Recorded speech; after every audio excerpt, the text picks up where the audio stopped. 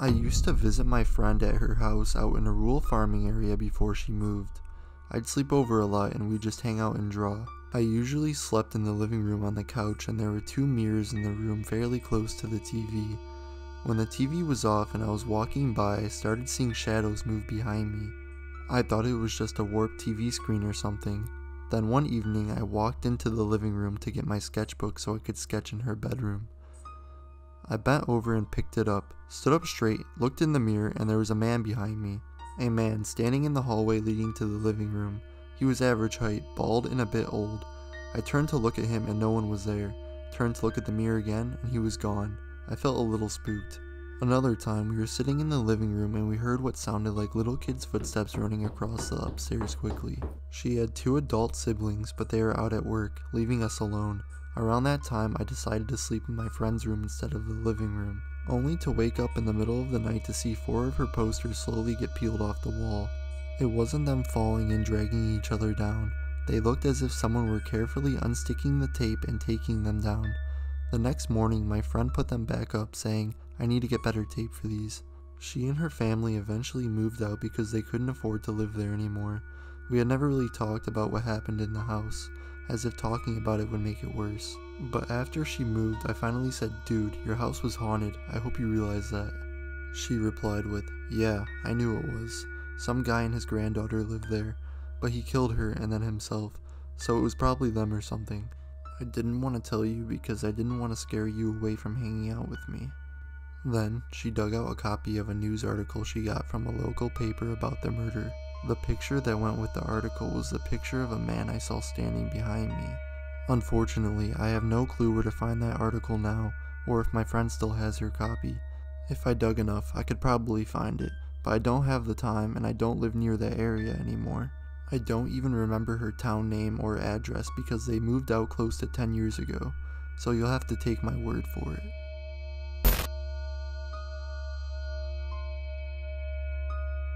I'm a bit late, but here's something I have posted elsewhere. The story takes place in August of 2013 in the mountains of southern Oregon. I am a USAF Security Forces airman, a military policeman.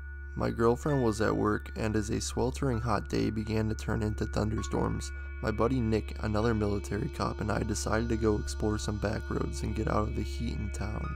Southern Oregon is crisscrossed with logging roads, some actively used and many totally forgotten and grown over.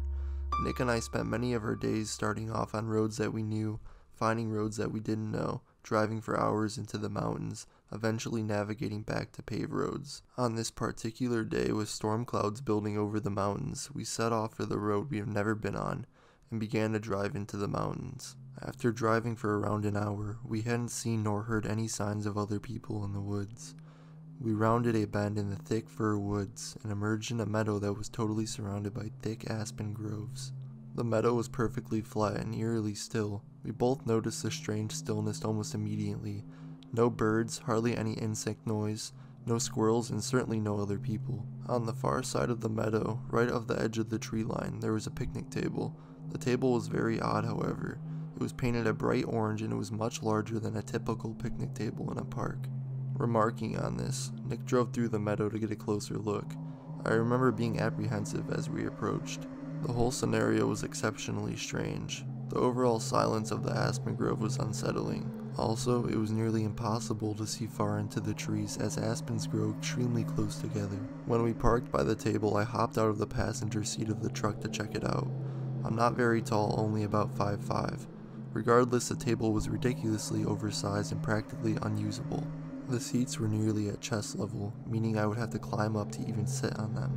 As I was looking at the table, Nick called me over to the truck, and I noticed he was looking at something into the aspens. At first I couldn't see what he was looking at, but then I noticed a splash of color that was completely out of place in the thick trees. A small one-man tent was set back in the trees about 50 feet from the strange table. I had an initial feeling of dread, and I felt certain that there was someone in the tent. They could see us. There were no campgrounds in the area, no people, no main roads for miles. Surely someone camping so remotely would be, at very least, a strange person. However, as we observed the tent, we didn't see any movement or hear any sounds coming from it. Nick suggested I call out. I didn't want to, but I did. "Hey, anyone in there?" I yelled. No reply. Feeling completely on edge, Nick and I thought about driving away and leaving this strange area. But we began to fear the worst. What if there was a body in the tent? What if somebody had gotten kidnapped? Foolish, I know, but we all thought it, all the same. After some debate, we decided to have Nick turn the truck around and drive away from the camp. Should we need to leave in a hurry, he would be waiting behind the wheel. With my heart pounding, I started walking through the trees towards the tent. I was totally keyed up with my senses on full alert. When I reached the campsite, several things struck me as odd. Backpacks were scattered all over, no fire had been built, no wood collected. The tent was literally full of backpacks and women's clothing. Full of dread, I turned to leave and tell Nick what I had seen. As I left, I heard Nick start yelling, "Let's go! Let's get the fuck out of here!" Not knowing why he was yelling, I ran back to the truck. When I broke out of the trees, I saw a beat-up Ford Taurus on the road, blocking us from leaving the meadow. I immediately leaped into the passenger seat. Nick floored the gas pedal. The car was occupied by two men. A third person was laying against the window in the back. As we drove across the meadow, the driver attempted to block us from the road. I looked back and saw the car attempting to turn around on the narrow road. Nick drove like a madman, and though I was honestly terrified that they would catch up, we hit the highway without seeing the car again. I still do not know if the person in the back was a male or female. I called the state police and they promised to send a trooper out to check out the scene. However, I received a call the next day from a trooper stating the campsite, the backpacks, and the woman's clothing was all gone. He could tell people had been in the area. The strange table was still by the thick aspen grove. I have not returned to the area, and I do not intend to. Exchange students sometimes have it worse. I was an exchange student from Malaysia and I was placed in Missouri in 2006. They were a family of 4, a son and daughter, and they lived somewhere around Webster Groves. They looked nice, warm, and welcoming, but it was all a facade for how they were trying to gain my trust. Coming from a country where all your neighbors are practicing a million different religions would kind of desensitize you or make you very aware. I was the latter. The first week was fine, but sometimes I would wake up a little early and find them gathered in the kitchen in a circle, around the kitchen table, mumbling and whispering. They'd stop as soon as I entered. It was very disconcerting, but I brushed it off thinking it was an American quirk. During the second and third week, it became worse. The boy wouldn't touch me because I'm born from sin, in his words, and the girl was afraid of me because I spoke to the father while looking him in the eye. She told me that I have residues of the wicked and that I'm going to hell. She told me about a cleanse and a daily prayer wash. I've seen them singing about the same hymns over and over again, reciting the same verses in different tones, and it really freaked me out. I wasn't stupid. I realized I was in a cult when they took me to church. I was made to sit in front of the pastor who was conducting the service specifically for me. I realized it when I looked around and saw that everybody was looking at me. I felt like I was in a horror movie. Wide-eyed, silent stares. Men and women were separated, people wore different colored ribbons on their wrists, and children looked haunted, or just plain frightened. Nobody spoke to me or even came close to me. The men never looked at me in the eye, and the women whispered and shunned me. I went there twice. School was on break, so I had to stay in with them. Many weird things happened, but none was as bad as waking up in the middle of the night to find the mother sitting next to my bed, reciting verses from the Bible in the dark. As soon as I'm awake, she'd stop and silently walk away. The family began treating me bad after that. I was punished for being out of line. No dinner, locked in until morning, no sweet drinks. I had to cover up with long sleeve tops, long pants and skirt, etc. I think I lasted because I was curious. They probably thought that since I'm from Southeast Asia, I must be quite gullible and naive. They tried brainwashing me about how sinful I was, how lost I was, how the world is going to end and I'll be dragged into hell unless I accept their teachings. I was there for a month before our chapter coordinator came by for a visit. I told her everything, outside the house naturally, and I left her immediately. We came back with a group of people from the exchange organizations about an hour later and found them in the midst of burning things of the sinful non-believer. Thankfully, my passport and other relevant docs were untouched. I never found out what kind of cult they were. So this is the other creepy cemetery story. This was a year after the previous experience, and this was pretty much when I decided that I couldn't work at the cemetery anymore. I sort of debated writing this. It brings up a lot of emotions. I guess to start, the day it happened was really memorable. It was the first time I had been intimate with my girlfriend at the time. When I left her place and drove to work that morning, I was in a completely amazing mood. It was a beautiful day in August. I usually got to work before 8 and I parked on the side of a hill. As I drive up to my usual spot, I noticed a white car parked in the middle of a road at a diagonal almost blocking the entire road. I parked behind it and thought it was weird, but maybe an elderly person was visiting earlier or something. I got out of my car and started walking up the hill to get to our office on the other side. On the hill, there was a brick path with a railing.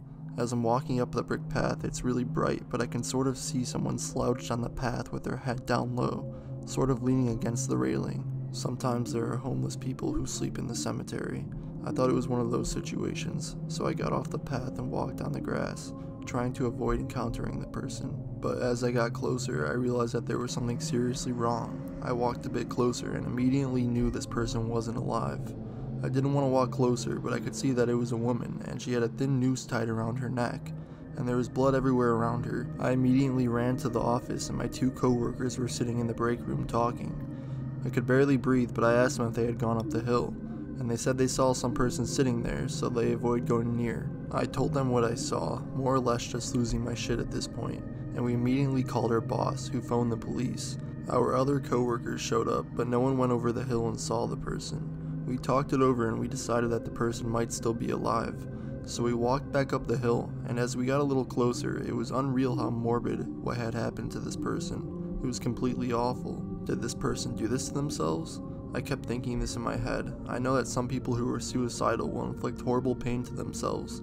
Elliot Smith, I think, is an example of this, but I think that is sort of a weird one.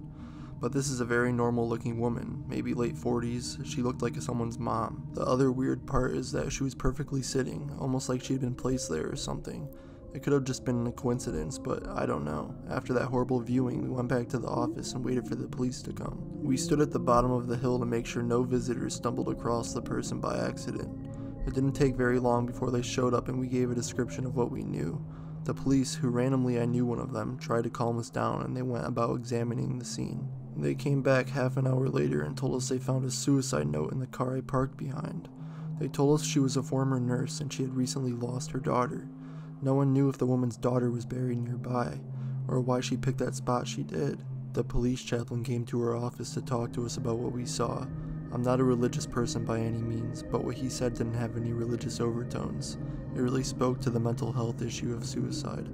I got a lot of comfort and a lot of respect for police and what they do for the entire experience. I think that the assistance we all got really helped me overcome how traumatic the whole event was. I know I read a lot and hear how people still live with some of this stuff and it unfortunately still affects them. I really don't ever think about this event. It was horrible to see, but I've come to terms with what it was. Do I believe it was a suicide? I don't know. I feel like the police might have jumped to conclusions after finding the note. They really only looked at the woman for 30 minutes before they began taking her away. I don't know this process, but that still really shocks me. As well as we never had any contact with any family or the police. And no one really ever mentioned this again. Sometimes when I'm in a big park by myself, I can get a bit uneasy. I should also mention the police didn't do a very good job of cleaning the area, and there were small brown stains on the bricks where the woman was. Something scary is that my boss, who had worked for park services over the years, said that in the city, people who cut grass or early morning joggers will usually find 5 to 10 dead bodies every summer.